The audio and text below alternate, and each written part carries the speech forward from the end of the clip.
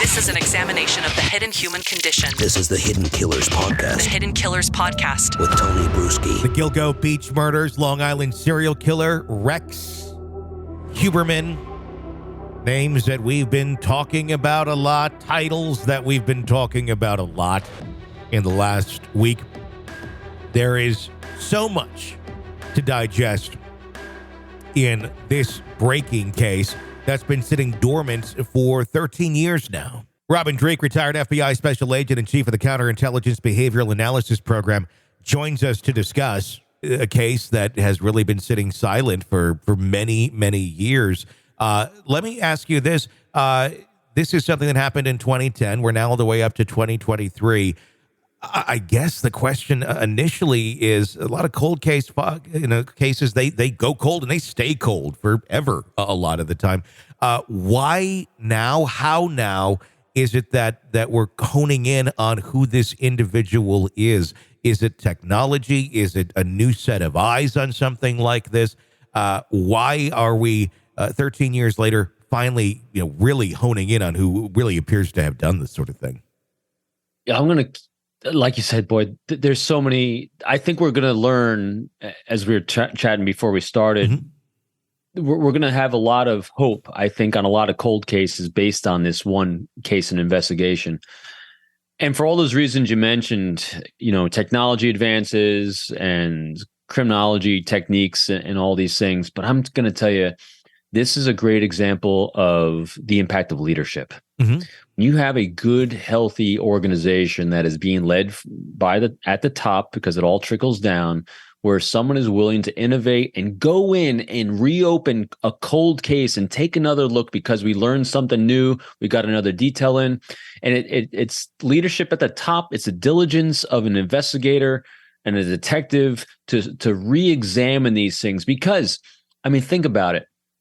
So let's just think logically about how organizations are run, especially when they're governmental organizations, whether it's law enforcement or any other bureaucracy, because I was FBI, I know how these functions work. Yeah. Bosses care about what they can put on their plate today.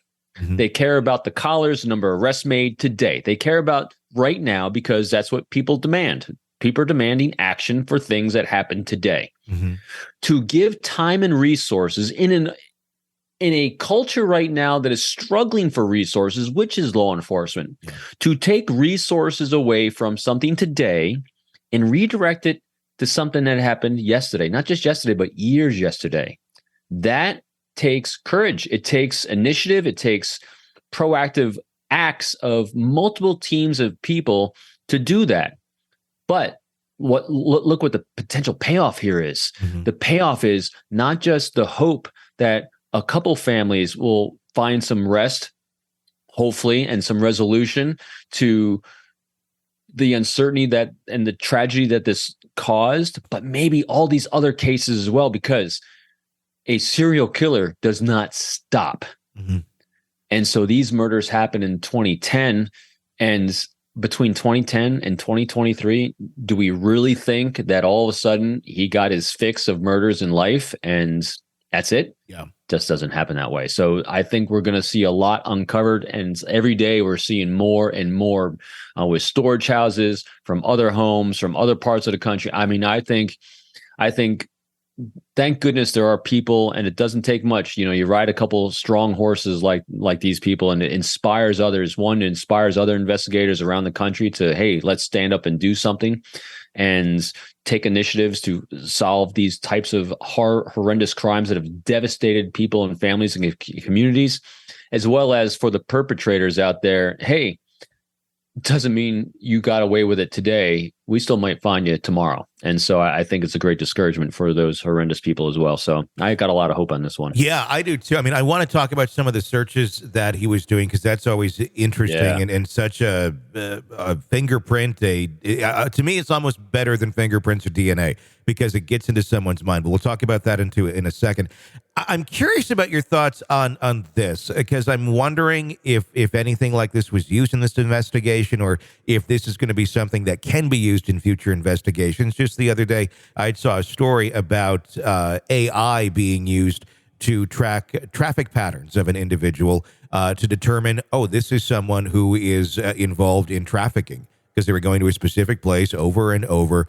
And yes, if you sat there as a human being and analyzed it and kind of broke it down, maybe you could figure it out. But AI was much quicker to pick that up and show something like that. I don't know exactly how it would be implemented in a societal way of, okay, we're going to somehow kind of track all these other nuances of people and life. But could something like that not be used if in fact they do, where everyone is going at all times, which they kind of do because we have cell phones. But if it was in a more trackable database sort of way and accessible to law enforcement, do you think that using AI to track down individuals like this more in the future and seeing patterns and it, red flagging, like, look, there's something off about this from normal human behavior. Do you think things like that can be used in the future to help track some of these type of people down too? Yeah, 100%. Yeah, it's every time you get a new tool available to you, it becomes another person or entity at the table that becomes part of the investigative team, that becomes a part of team of life.